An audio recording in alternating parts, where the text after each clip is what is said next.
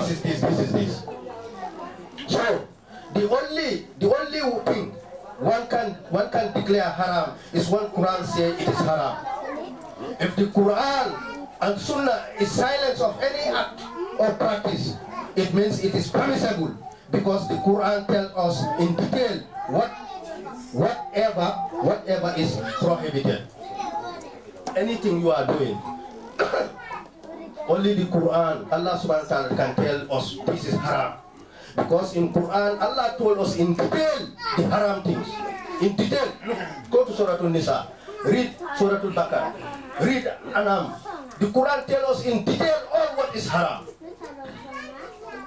Everything that is haram, the Quran tells us in detail. So now, how can you say this is haram? You have to produce your evidence. Allah Quran tells us what is haram. So now, I'll give you an example of when the Quran is silent about an action. When we cannot take this action from the Quran is silent, or the Prophet ﷺ is silent. What does that mean? I'll tell you, if any action you are doing, and you know that the Quran is silent about this action, and Rasulullah ﷺ is also silent about this action, that means there's a permissibility in this action. If you do it, even Allah subhanahu wa ta'ala can forgive you, because he is silent about this thing, and Rasulullah is silent about it. So there's a permissibility. But Rasulullah, he is our direct what? He is the one who we have to direct all our ways, on all our things. But he didn't leave us. He tell us, he show us this silence. For example, I'll tell you one silence in the Quran. You know, in the Quran, or the Sunnah of Sallallahu Alaihi Wasallam, Rasulullah Sallallahu Alaihi Wasallam did not celebrate his birthday.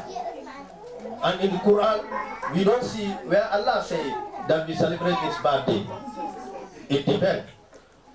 But anyone who want to condemn it, because Rasulullah Sallallahu Alaihi Wasallam did not celebrate his birthday, and we are not commanded to do it, so he said it is haram, and therefore it is dalala.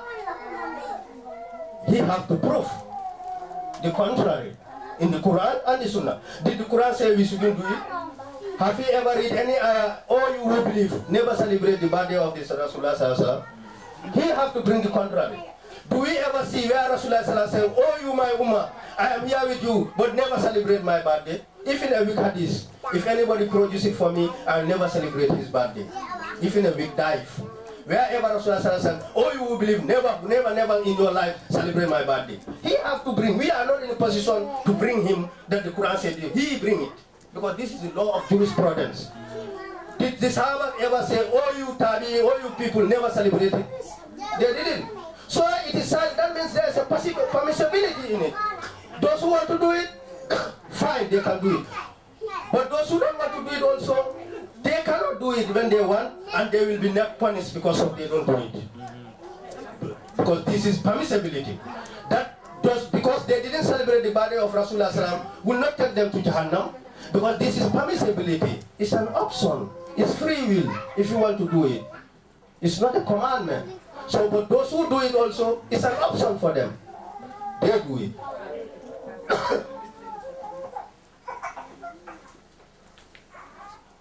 The Prophet ﷺ, neither the Sahabas, nor the companions of the Sahabas, no one have the authority to say it is haram and shirk.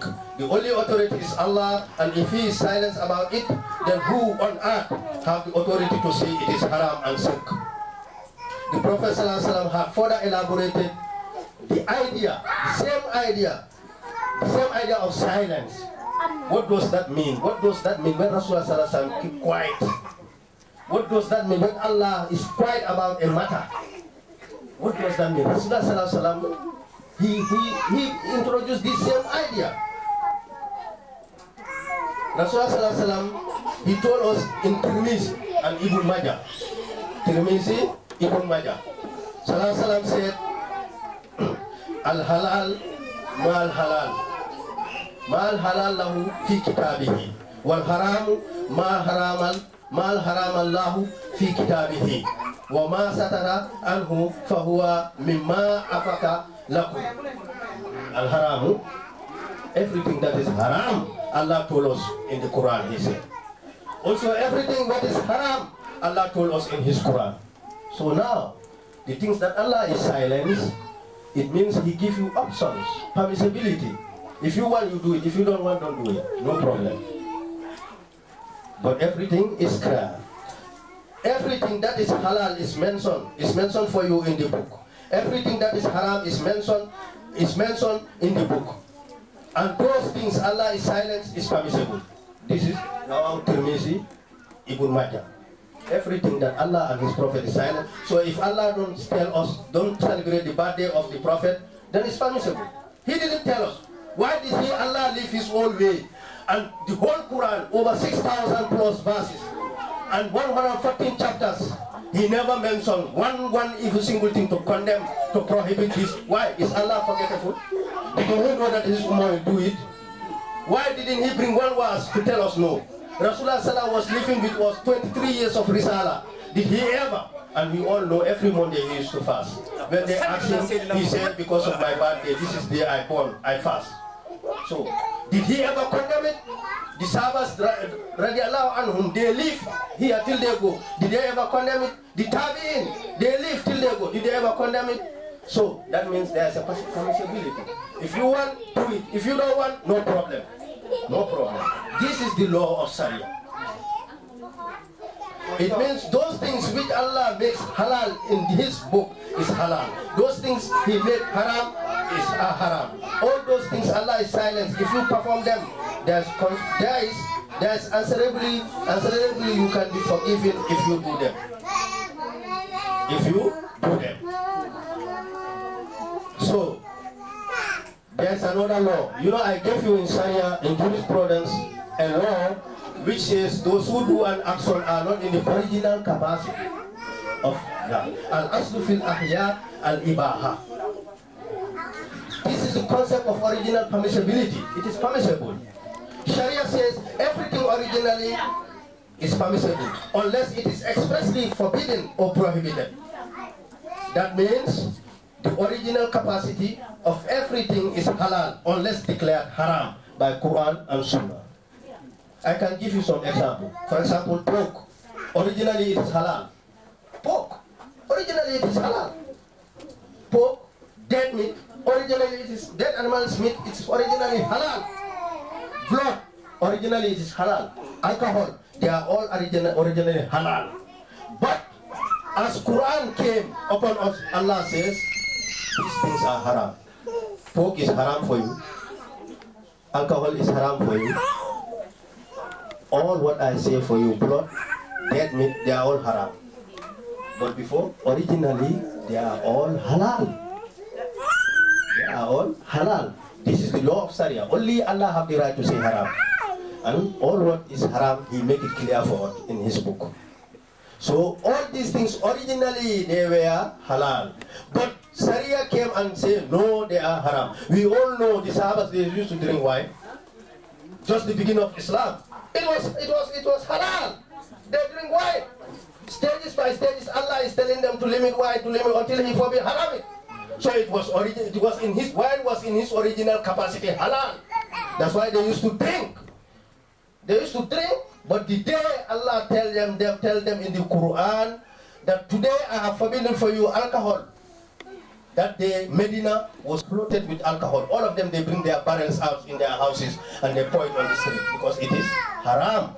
Quran say haram, but originally halal. This is applied. This law applied to everything.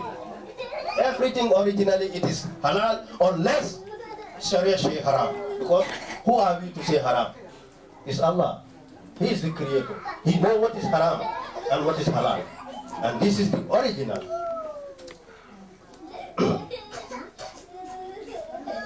If Allah and his messenger are silent on a matter, I will bring one hadith to confirm this silence, which is telling us anything Allah and his Prophet ﷺ, they are silent, means there is a permissibility to do it. If you want, do it. If you don't want, don't do it. No problem. But if you do it also, you commit nothing. Because Allah and his messenger is silent. I bring you one hadith of the Prophet ﷺ teaching us about this silence and the benefit of his silence. This hadith is from Bukhari and Muslim. By Sahih al-Muslim, Kitabul Hajj. You can get the hadith. The companions, radiallahu anhu, came to the Prophet sallallahu alaihi wasallam when this verse of the Quran was revealed to the Prophet sallallahu alaihi wasallam. This verse was, وَلِلَّهِ عَلَى النَّاسِ حِجُّ الْبَيْتِ مَنِ اسْتَطَاعَ إِلَيْهِ سَبِيلًا. وَلِلَّهِ حِجُّ الْبَيْتِ مَنِ اسْتَطَاعَ إِلَيْهِ سَبِيلًا. All you people, all you who believe, Allah made it compulsory upon you to perform Hajj if you can afford it. You see, the verse just say it is mandatory upon Muslims, believers, if they have the means to perform Hajj, then it is compulsory for them to perform Hajj. So Rasulullah sallam, some Sahabas, they came to him. So one of the Sahabas started asking Rasulullah sallam, are we going to make this Hajj every year? I am telling you, I am showing you when Rasulullah sallam is silence, is permissibility, is a free choice for us, it's an option when he is silence and with Allah. So I'm giving an example of his silence in this particular ayah. When the Sahaba came, one of them, he asked Rasulullah, he told him, O Prophet of Allah, are we going to perform Hajj every year? Rasulullah keep quiet. He asked him the second time, keep quiet. Maybe third time, Rasulullah answered. Because the man came to Prophet and tell him, Abi kulli amin, ya Rasulullah, are we going to perform Hajj, O Prophet of Allah, every year? So after the second to the third question, Rasulullah answered this man. He told him, Law kuntu na'am, la wajabat. Law kuntu na'am, la wajabat. Leave me if I am silent, because it is your option. I am giving you a free option. If you can make it every year, do it. But if one is compulsory, I don't want to make it for you every year. If I say yes, Allah will accept it. If I say yes, it will be compulsory for you people to hide. So that's why I'm quiet, you ask me. Because if I open my mouth to talk, Allah will make it a mandatory thing for you. All Muslims will have problem because everywhere you have to go to hide without condition. That's why I keep quiet. No. So this same law applies to the Quran also. When Allah is silent with al-matter, it's an option. If you do it, alhamdulillah. If you don't do it, no problem. But if you do it, you don't have problem. This is Sharia. Islam is not difficult, my brother. Allah made it easy for us. He gives us two options, many options for us to choose. He said, if I have said you, then if I have said yes, then it would have been compulsory for you. Sumakala daroni mataratukum. Daroni mataratukum. Leave me if I am silent. Leave me if I am silent. Without matter. Then that means free choice. Free option. Free option. So look this silence. My silence is for your betterment, your easiness, your convenience. Your convenience. I don't want hardship for you. If I remain silent, it means you have been given, you have been granted an absolute option. An absolute. Because if I would have said something, it would have become a law. And then you would have supposed to perform it in accordance. So Rasulullah sallallahu alaihi wasallam, his option, his silence is an option for us. Another hadith on the silence of the Prophet sallallahu alaihi wasallam. This is Bukhari and Muslim. And these are hadiths mutafakun alayhi, agreed upon hadith. Mutafakun, they are not weak, or they are mutafakun. Abu Hurairah radiallahu ta'ala anhu reported that the Prophet sallallahu alaihi wasallam said, and the Nabi sallallahu alaihi wasallam kala daroni ma taratukum inama ahlaka man kana qablakum kafratu suwalihim wa ihtilafuhum ala anbiya'ihim fa isa na'aytukum an shay'in fajtanibuhu wa isa amartukum bi amrin fa'tu minhu mastata'tum. Rasulullah sallallahu alaihi wasallam said, the Holy Prophet sallallahu alaihi wasallam said, those people in the past used to ask their prophets of a lot of questions. Leave me if I am silenced. Leave me, you myself. Leave me if I am silenced. I will tell you, those people before you, those ummas before you, they used to ask their prophets a lot of questions. and they used to differ with their prophets.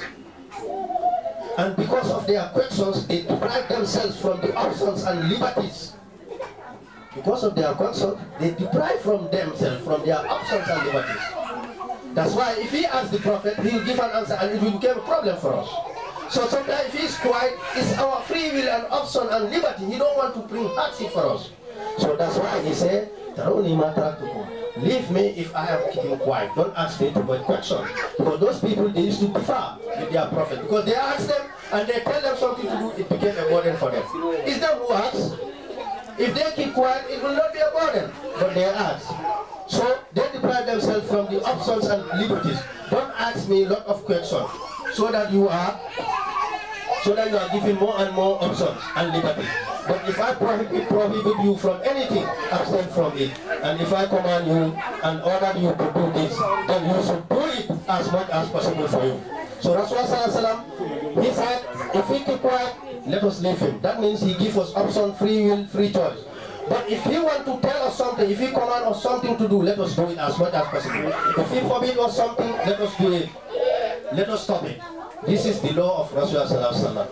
So that means there are three things in this hadith. That means prohibition. If Rasulullah prohibits something, let us leave it totally. But also if he orders us something, let us do it. And also if he is silent, just, brother, please, you can go out there. We are talking here this now. If Rasulullah is silent with the matter, then that means there is a free will, there is an option for us. This is the law given by Rasulullah. That means absolute convenience we have. It is open for you. So if anybody out of love for the Holy Prophet wants to celebrate the birthday of the Holy Prophet, wants to create respect to the Holy Prophet, want to uplift and upgrade the grandeur of Islam, out of love for the Holy Prophet, and out of reference to the Holy Prophet, he has been given free option and free hand. Nobody can challenge his celebration.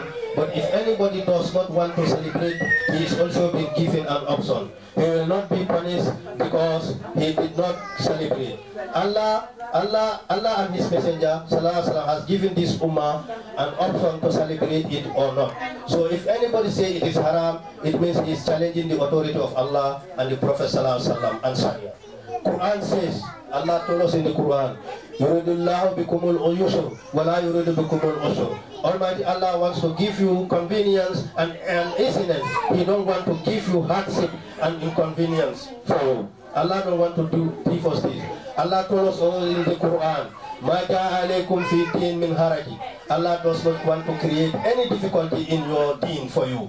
Allah don't want to create hardship, uneasiness, or strong laws in Islam. He wants to give easiness, options, and conveniences. And if there is a convenience for you, don't try to deprive yourself from your own options. The hadith, now I want to talk now, the main problem we have, the hadiths that are normally quoted on Bidah. You know, anyone who is telling you Bidah, because you know, most people, they quote these hadiths when they are talking about Bidah. And these hadiths, I will tell you brothers, they do wrong to the hadiths of the Prophet ﷺ in most cases. Because they didn't quote these hadiths fully. They always quote it short. They talk from the middle of the hadith and confuse the whole world. And this hadith, there's a context of this hadith. Rasulullah ﷺ, he don't give us hadith for nothing. There's some context. Because of this, there's a context. This hadith, there's something, there's sababul this hadith. But if you don't know that sabab, then problem come. And they will never tell you that sabab. So they will put this hadith in the middle and tell you, وَكُلُّ مُدَاسَةٍ بِدَا وَكُلِّ بِدَاءَةٍ دَلَالَةٍ وَكُلِّ دَلَالَةٍ فِي النَّارِ. But the hadith is a long hadith. It doesn't begin there. I will tell you this. It doesn't begin there. Because if the hadith is quoted from where it begins, there will be no confusion in Islam. Because Rasulullah, he made everything clear, wallahi, brothers. Everything in this deen is completely clear. So, that's why these hadiths, sometimes they are wrongly applied. Because of the context of the hadith is never been told. And today I'll tell you this hadith, and then we'll elaborate on this hadith and we look. Then we will know what bidah is. Because nothing can be no bidah if it is not mudasa. And what is mudasa?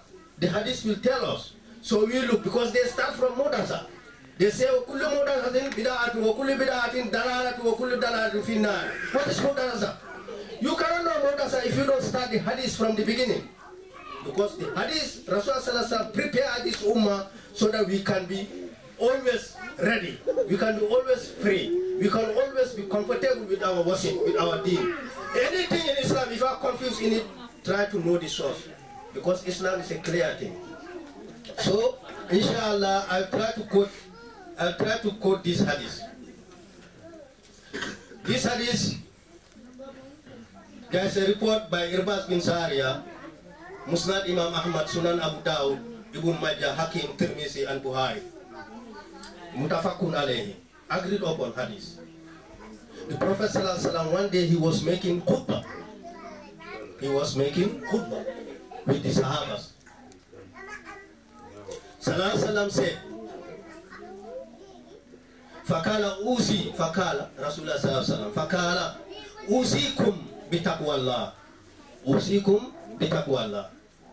Wasami bata'a. Wasami bata'a. Wa in abdan habasiyan. Wa in abdan habasiyan. Fa'innahu man ya'is minkum ba'adi. Fa'innahu man ya'is minkum ba'adi. Fa'innahu man ya'is minkum ba'adi. All you people, all you my sahabas, I am telling you to have to exalt righteousness and taqwa and fear Allah. And also try to follow your leaders, your amirs, your rulers, whom will be chosen amongst you, even if he is a Habashi slave. Even if he is a Habashi slave, follow him.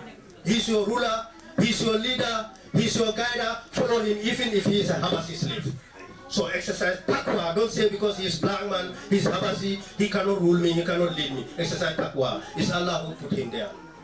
Usikum bitaqwa Allah. This is what Rasulullah sallallahu alaihi wasallam is telling.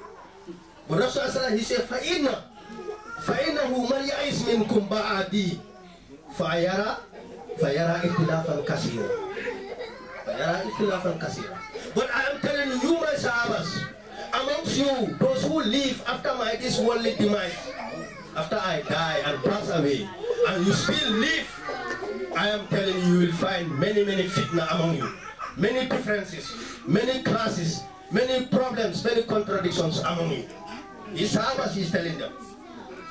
So you have to be very careful. This hadith is telling us about Fashayara Ikhtilafan Kasira. Fashayara Ikhtilafan Kasira. I'm telling you, you will see a lot of differences among you, my sahabas. You will see a lot of impatience, a lot of trouble, a lot of problem amongst you.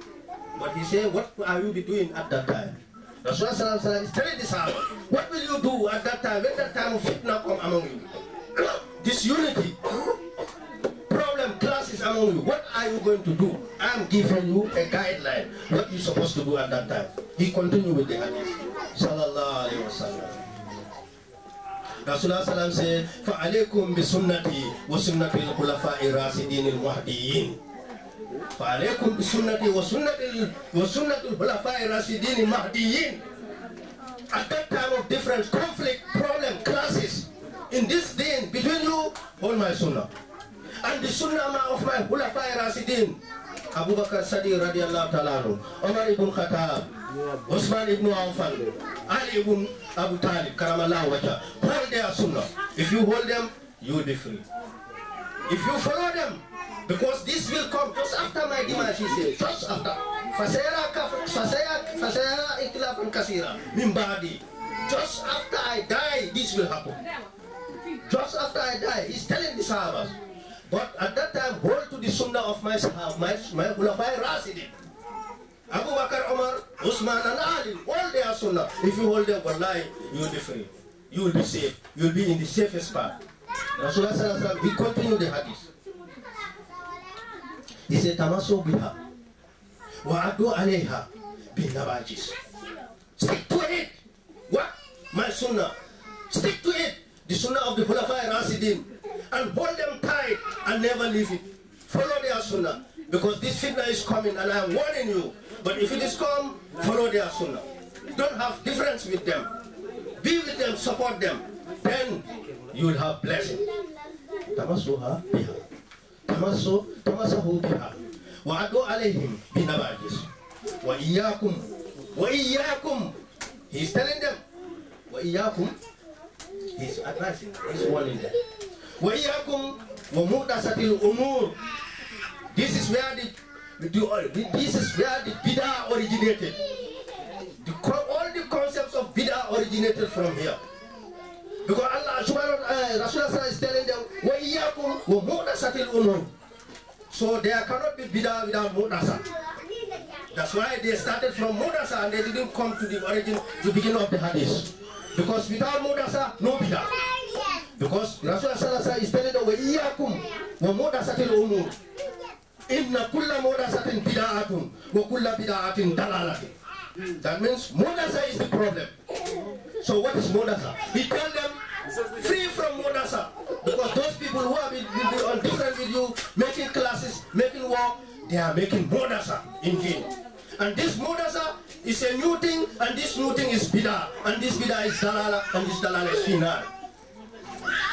Now let us analyze the hadith of the Prophet Rasulullah, he said, I command you for Allah fearing, righteousness and taqwa, and be obedient and cooperative to those who would be appointed as your Amir, your rulers and heads, even if he is an Habashi slave. O my companions, for those of you who will live after me, will see a lot of differences amongst you. During that time, follow my sunnah and the sunnah of the Khulafai Rashidin, Abu Bakr, Omar, Usman, and Ali radiallahu anhuma. Stick to my path, to my sunnah, and the path of my Khulafai Rashidin, and abstain from new things, disruptions in deen, this muhdasa that will come, abstain from them. For every new fitna, every disruption in deen, every bit of sharia, everything against sharia, he said, is a new thing. And this new thing is bid'ah, and every bid'ah is dalala, and every dalala finar. Let us analyze the hadith, brothers. Rasulullah sallallahu alaihi wasallam, after announcing his companions' righteousness and God-fearing, taqwa, advised them to be obedient to their leaders, even if the leader is an Habashi slave.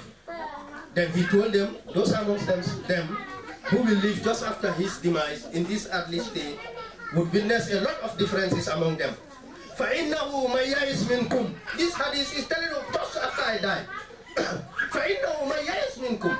Among you who live after my death, you will witness fire. Min ba'di, after me, after my death, you will witness fitness. He said, Fasayara ikhtilafan kasira. You will witness many differences among you. Many differences. Why? We will now come. We'll see. He said, and now look, the context of the whole hadith is Fayara ikhtilafan kasira. You will see a lot of differences, classes, contradictions, conflicts, and disruptions in deen. And there were incidents which took place during the time of the Khulafai Rashidin. Everybody who learns Sirah, you know that just after Rasulullah sallallahu alaihi wasallam passed away, there was fitna among the Sahabas. I'll tell you, there was fitna. And Rasulullah was prophesying this fitna. And he said, this fitna, when they come, hold to his sunnah, go back to his sunnah. Go back and follow his Khulafai Rashidin al-Mahdiyin. Because this fitna is coming and warning you what are you going to do when this comes. And this fitna, they came. And this fitna, they are muhdasa. And this muhdasa is bid'ah, and this bid'ah is dalala.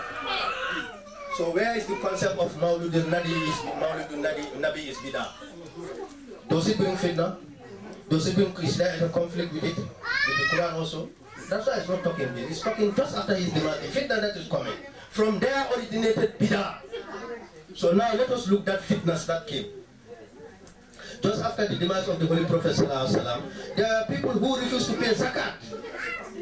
Just after his demise, some people they say we will never pay zakat again. This is muhdasa. Because what did I tell you in the beginning? The conditions of these three conditions.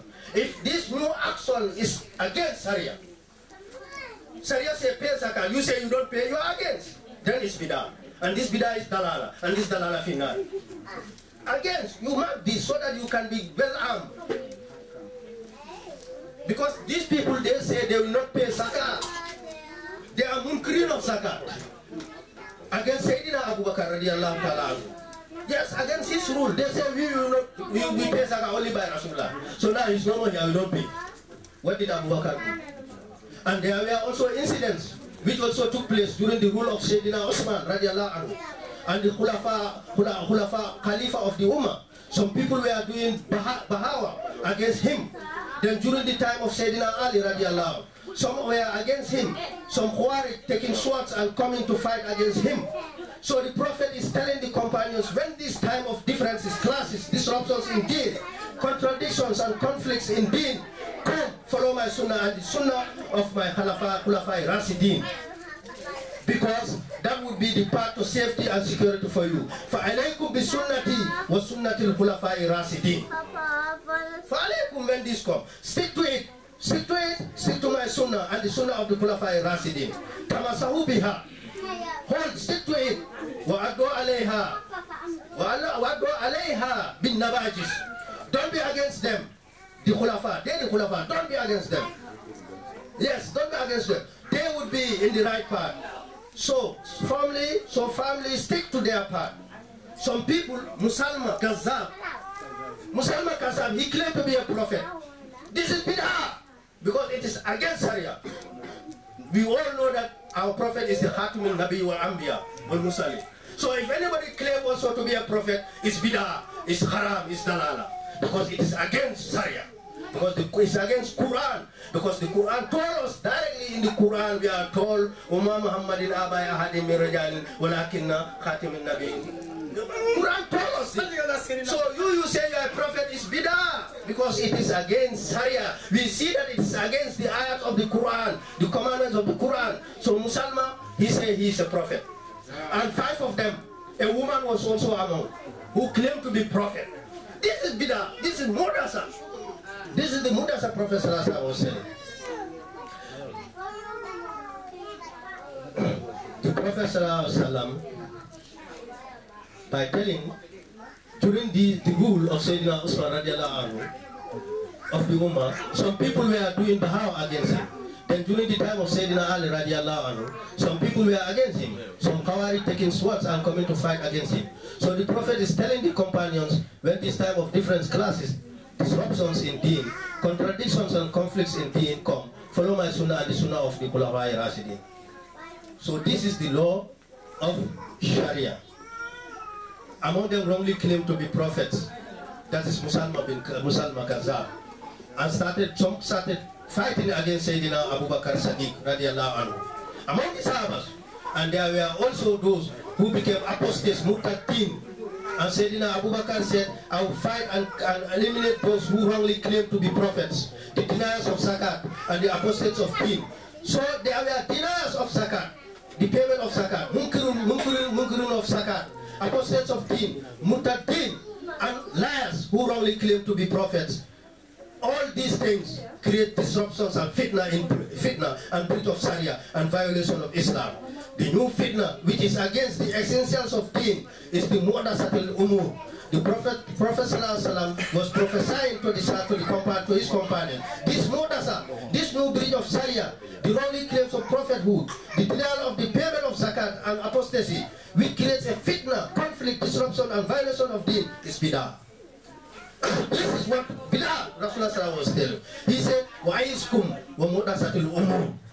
The Prophet then said, Sallallahu Alaihi Wasallam, abstain from mu'adasatul umur. Abstain from mu'adasa, from which the concept of bid'ah has come into existence. Means no fitness, disruption, conflicts which are against the essentials of Sharia, as I just explained to you. Wa inna kulla mu'adasatin bid'ah wa kulla bid'atin dalala. Brothers and sisters, if you know that according to Sharia, there is no bid'ah in any new act of practice, if this new act of practice is not mu'adasa, without mu'adasa there is no bid'ah, and mu'adasa is fitna in deen, disruption in deen, violation of the essentials of deen, a breach of the rules of Sharia, you are free. So all the newly adopted acts of practice in Islam, like the celebration of the birthday of the Prophet ﷺ, if it does not bring disruption, conflict, contradiction and violation of Sharia, it is not bid'atul dalala. To say that new act or practice with the Prophet ﷺ and the Sahaba did not do is bidah, is a misunderstanding of the concept of bidah. Because, brothers, there are many acts which were not performed during the time of the Prophet ﷺ and the Sahabas. Every Muslim is doing them now. We have different jamas and tariqas in this world. Different jamas and tariqas we have them. Those Rasulullah ﷺ and Isa, they have tariqah. But did they have jamas also? They don't. That time only Jamaatul Muslimin we know. But how many jamas do we have today? We can say some. During the time of the Prophet ﷺ and the Sahabas, every Muslim is, we have different jamas today. Did the Sahabas ever perform any specific jama except the Jamaatul Muslimin? Did they ever form any other jama organization? Did they ever gather outside the haram of Kaaba or outside the mosque of Nabawiyah? Today we have many gatherings in different places and jamas with different names. Every masalak has created jama and we have different tariqas.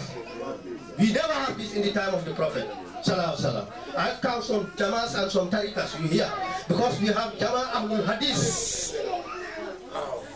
We have Jama Ahlul Hadith. There are Jama Ahlul Hadith. We have Ahlul Sunnah. We have Khilafa. Jama Khilafa. We have Hismul Tahrir. We have Jamaatul Tabligh. We have Tablighi. We have Ulama'i Bataniya. We have All Islamic Mission. We have Minhajul Quran. We have Ahlul Islam. All these are Jamas. But let me ask one question. Did Sahabas ever have another Jama except Jamaatul Muslimin? Why do we give all these names? And do they ever gather outside the haram of Kaaba or Nabawiyah? Now in Gambia we have Maracas. It's Tabligh. Do the Sahabas ever have Maracas? Us. So now, literally speaking, in the literal meaning of bidah, all these jamas and tariqas are bidah. Literally. Because there are new things that the Prophet and the Sahabas never do. So they are all literally bidah. But technically applied to Sharia, we have to look whether these jamas have contradiction against Sharia. Whether they have any contradiction against the pillar of the Sunnah. So that means all these jamas, nobody can tell that they are bidah. Bidah to dalala. They are bidah but not bidah to dalala. These tariqas also, if they have no conflict with the Sharia, the Quran, they are bidah but not bidah to dalala.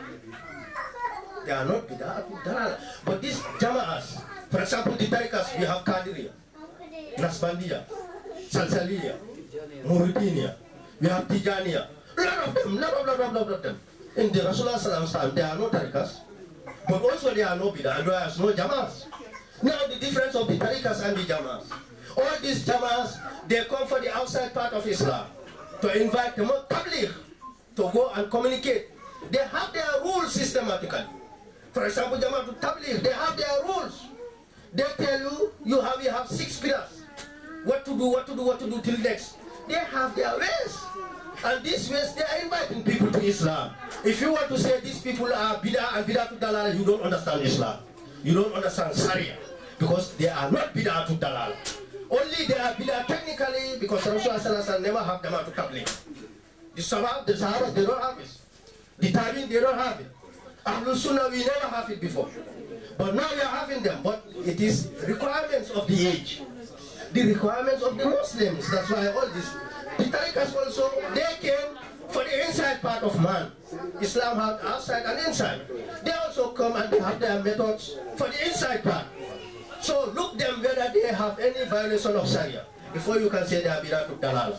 So that means all these jamas, the worldly jamas of the companions, all these are new things. Because here also, this bidah, inna kulla muhdathatin bid'atun wa kulla bid'atun dalala. This is the definition of bidah by the Prophet sallallahu alaihi wasallam. Every muhdatha is bidah and every bidah is dalala. What is muhdatha? Muhdatha is sirul umur, disruption in deen. Like those during the time of Khulafa Rashidin. The Prophet sallallahu alaihi wasallam said, "Fayara ikhtilafan kasiran." Soon after my demise, you will see disruption. This were bidah. There can be a lot of acts today which are bidah also. If someone build his own Kaaba, it's bidah. If someone make his hajj in his own city, it's bidah. If someone say, I have a revelation divided us from Allah, this is bidah. If somebody want to say, now I have my own people, I'm a prophet, it's also bidah. And this bidah is haram and it is dalala. So inshallah, these are the examples of bidah. Bidah is dalala. This is the definition of bidah given by the Holy Prophet sallallahu alaihi wasallam. Now, we have another hadith, very important hadith from Bukhari and Muslim. And this hadith also is agreed upon hadith. Very important hadith. This hadith is very important. Reported by Abdullah ibn Masud radiallahu anhu. In this hadith, the meaning of Muhdasa is explained. If you understand Muhdasa, you will know what bidah is, according to the definition the Prophet ﷺ has given. What is Muhdasa? Muhdasa is from ihdad. You know, ifal, ihdasa, yudisu, ihdas, anfahuwa muhdasatun. From ihdad, verb ifal. If you understand the meaning of Muhdasa and ihdad, you will automatically understand the concept of bidah from the hadith. Ibn Abbas radiallahu narrates that the Prophet ﷺ said, Ya ayuhan nasu, innakum maksuru ilallahi ta'ala, hufatan, uratan, urullah, ala wa innahu sayuja'u bi rijalin min ummati, kultu ya rabbi ashabi, fayukal innaka la tadri ma ahdasu ba'daka. فأقول كما قال رب صلى الله عليه وسلم رب صالح كما قال رب صالح وكنت عليهم شهيدا ما دمت فيه ويقال لي إنهم ما أحدثوا بعدك إنهم لم يزالوا مرتدين على أحكامهم منذ فارقتهم. The Prophet ﷺ said, "O people, you will gather in the day of judgment without dresses, like the same way you were born." Then the Holy Prophet ﷺ stated, the first man to be given the dress of the hereafter would be Sayyidina Ibrahim alayhi salam. The Prophet said, "I will be standing on the day of judgment, and angels will bring some people before me from my ummah, and they will be taken to hell. I will say, oh my Lord, these are my sahabas." Then I will be told, don't you know what kind of fitna and disruption muhdasatun from ihdas they committed after you? Then I would say, as Sayyidina Isa alayhi salam stated, I was responsible as I was among them when I left them. Then if they turned away from the right path, then I was not responsible for them. Then I would be told, although they were your sahabas, but after soon you left this physical world, they again turned to kufur and became murtadin. Ma'ahdasu ba'daka.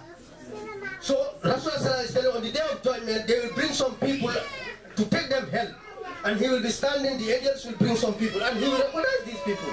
And he will know that they were among his sahabas. So he'll say, Ya Rabbi, these people I recognize, they are my sahabas. Allah subhanahu wa ta'ala is telling him, Ya Rasulullah, you don't know what these people, what kind of muhdasa, from where bidah come, what kind of muhdasa they do when you die. What kind of ihdas, what kind of ihdad, what kind of fitna, disruptions in deen, corruptions in deen they have done. That's why they are going to hell. So that means muhdasa is fitna in deen, disruption in deen, breachment of the violation of the Quran and Sunnah. This is bidah. Any actions we do without this, know that it's not bidah according to the Sharia. So that means, فَيُقَالَ إِنَّكَ لَا تَدْرِي مَا أَحْدَثُ بَعْدَكَ. You don't know what fitna, kufur, and disruptions in deen they have committed after your demise. Ahdasu, ahdas, hadasa, muhdasatun, from ihdas, ihdad, verb, ifal, from which muhdasa came. So this hadith explains what muhdasa is. And if you understand muhdasa, you will know what is bidah. Sharia, bidah in Sharia. In this hadith, the Prophet ﷺ is told you don't know what kind of ahdas. He's told you don't know what kind of ahdasa, muhdasa they committed after your demise. What are these ahdasu muhdasa? The Prophet ﷺ told, Innahum lam yasalu mutadina ala akabihim munsuk faratahum. They left Islam and became kuffars. They apostated from Islam and became sahibul ihdas baraka. So here the apostasy is muhdas, and this muhdas is bidah. That means the apostasy, because they leave Islam. That's why this is bidah, because they believe now they contradict Islam, is bidah, and this bidah is from muhdas. This is the apostasy. This is what this hadith is telling us. That means, so Mudasa is fitna in deen, apostasy in deen, and becoming against the essentials of deen.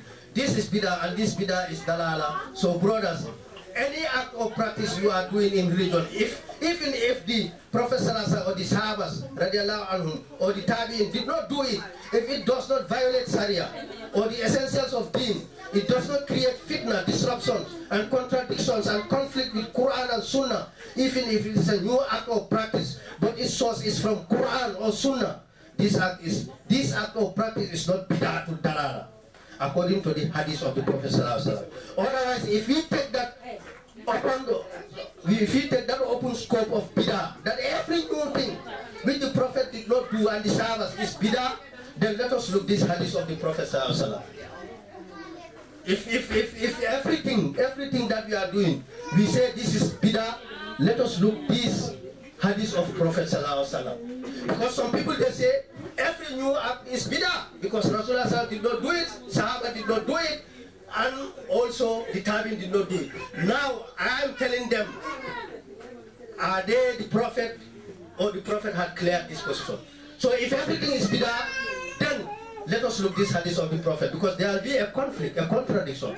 Because if you say every new action is bid'ah, let us see what the Prophet said. Kala Rasulullah sallallahu alaihi wasallam. This hadith sallallahu alaihi wasallam said, because the Holy Prophet, this hadith is from Imam Muslim.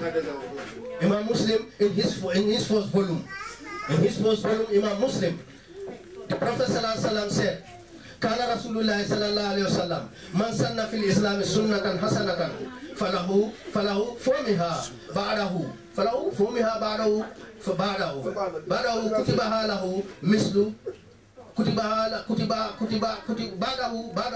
kutibaha lahu mislu mislu ajira man amila biha wala yanqusu limujurihim shay'an wa man sanna fil Islam sunnatan sayyi'atan فُعِمِلَ بِهَا بَعْدَ كُتِبَ عَلَيْهِ مثل فِصْلِ مَنْ عَمِلَ بِهَا وَلَا يَنْقُصُ مِنْ أَوْزَارِهِمْ شَيْءٌ. وفي رواية من سن في الإسلام سنة حسنة فله أجرها وأجر من عمل بها ومن سن في الإسلام سنة سيئة فله فِصْلُهَا وفِصْلُ مَنْ عَمِلَ بِهَا. Now, if you say every new act is bid'ah, Rasulullah didn't say that. Because he said, whoever bring a new practice or act in this deen, and it is hasana, it is good, you will be rewarded from it. And those who do the act also, they will be rewarded from it, and will be rewarded also because of some people do act on it. But if you bring something that is bad in Islam, you will be punished for it, and those who do also, they will be punished. So now, if Rasulullah tell us this, who are the people to say everything is bid'ah? Rasulullah didn't say that. So we have bid'ah to hasana and bid'ah to dalala. This sunnah is telling us there is a bid'ah, there's a new action which is good in Islam, and there's an action which is bad in Islam. So now we have to know which action is good and which action is bad. And these things, we have to look them according to what we have just said, what we have just tell you people here. So now, inshallah, brothers, I'll conclude, make my conclusion, inshallah, to tell you to summarize what is bid'ah according to Sharia. According to Sharia, literally, bid'ah means any action, practice, or practice in religion which was not done by the Prophet sallallahu alaihi wasallam and the first three generations. Technically, bid'ah is in technical sense, in Sharia, consists of three things. If all these three things are fulfilled in a particular act or practice, newly adopted or newly created, then it is a bid'ah in Sharia. If any of these three things are not fulfilled in any act or practice, adopted or newly created, then technically speaking, that act would not be considered to be bid'ah in Sharia. What are those three things? They say any action that we say it is bid'ah, this action, they say it should be absolutely a new act or practice in Islam which has no root, trace or source from Quran and Sunnah. Then it is bid'ah. If you cannot prove that I get it from Quran and Sunnah, it's a bid'ah. The newly adopted act or practice should be against Sharia. It should bring fitna in the religion. It should violate the command of Quran and Sunnah. It should be a disruption in Islam. It should breach the law of Sharia. It should be inconsistent contradiction with Sharia. It should be upgraded and considered as essential of Islam, like Salat, Zakat, Hajj, Ramadan, or other pillars of Islam, which are given by Quran and Sunnah. If all these conditions are fulfilled in any newly adopted act or practice, then it is Bid'ah, Muhdathah.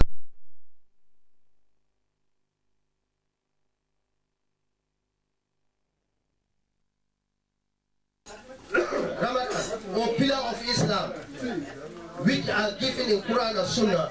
If any newly adopted act or practice fulfill all these conditions, even if the format, even if the Prophet ﷺ, the Sahabas and the Tabi'in did not do it, it is not considered to be Bid'ah according to the concept of Bid'ah in Sharia. May Allah help us all. May Allah protect us. May Allah bring His mercy and blessing upon us. I'm begging forgiveness from Allah. I'm begging forgiveness from Allah subhanahu wa ta'ala. If I have to say anything here which is not right, which is not correct, may He forgive me. May He know that it is from Shaitan. But anything I say here and it is correct and it is good, it is Allah from Allah subhanahu wa ta'ala. May Allah help us to know this deen. But also may Allah give us hikmah and wisdom. May Allah help us to be one. May Allah bring all Muslims together and take all our differences away. May Allah accept everything that we are doing here. Inshallah. Assalamu alaikum wa rahmatullahi wa barakatuh. Allah, Allah, Allah, ya Allah.